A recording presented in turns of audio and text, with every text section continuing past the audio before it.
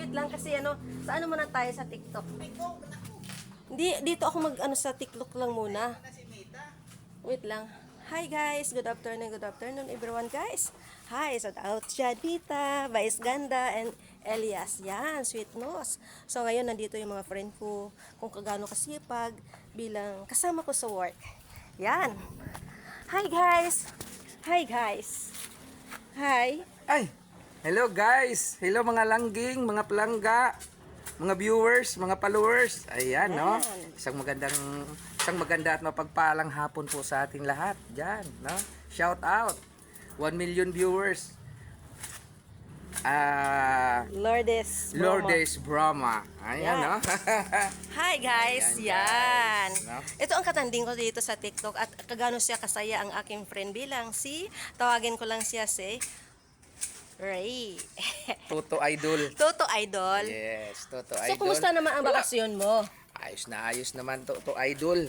Kumusta yung Dahil bakasyon mo?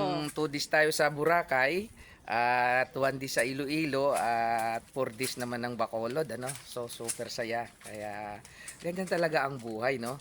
Hindi naman puro trabaho, kailangan naman natin bigyan laya ang ating puso.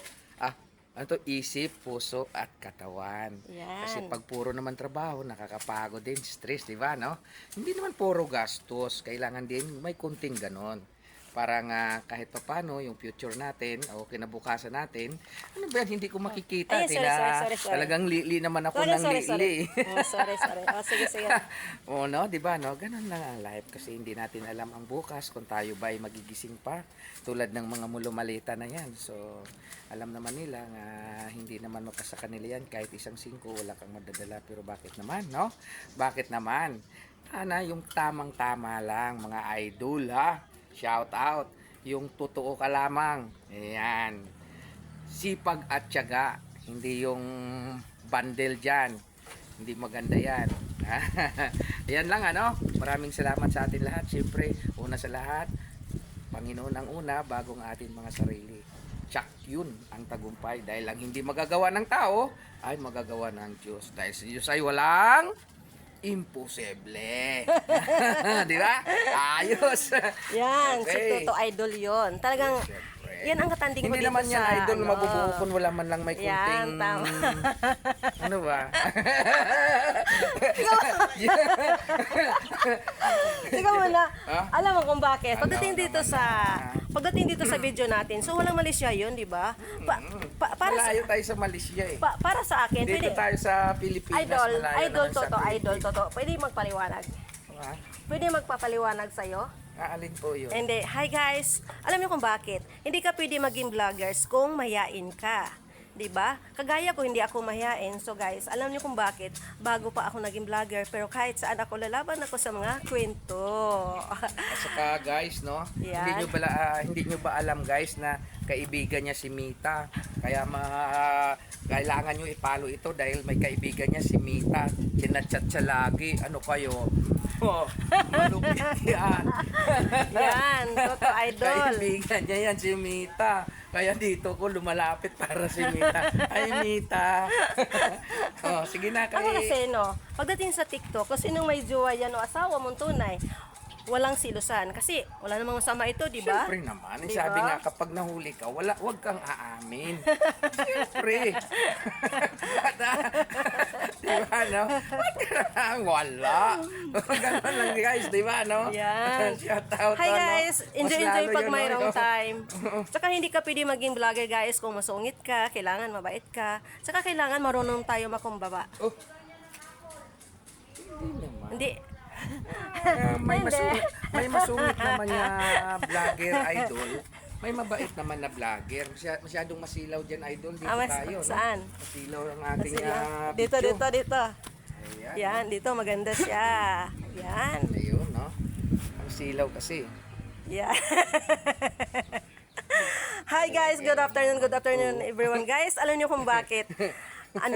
Huwag kayo mag-isip ng masama ha. So trabaho lang to. Tsaka hindi ako pwede maging vlogger kung masungit ako. Kailangan marunong ako maging kaibigan, kahit sino hinarap ko guys. Okay guys, thank you so much guys. Enjoy pag mayroong time. Yan. Thank you. Toto Idol kung kagano kabait ito. Grabe. Salamat. Oo. So, Salamat nakarating po. pa ng Boracay. So, kumusta naman ang pumunta kayo ng Boracay? Ay, nako. Ang Boracay ay maraming mga ano doon, mga foreigner, no? Wow. Mga foreigner, mga local.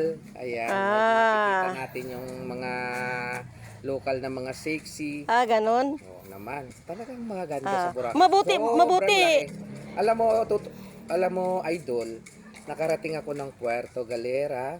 Maganda rin kasi naka-landscape yung Puerto Galera, mabato, mabuhangin.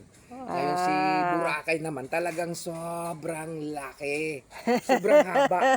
Tapos ang buong Batangas, nakaikot na natin yan. Nasugbo, Laia, Wow, ganda. Matabungkay, Kalatagan. Lahat yan napuntahan na natin yung mga beach na yan. No? Masarap lahat. Yan, mabuti. So, mabuti, nakapunta kayo ng Boracay. Samantala ako, hindi pa ako nakapunta ng Boracay. Ay, naku, Idol, napakamura lang. Kayang-kaya mo yan. Kaya napakadali.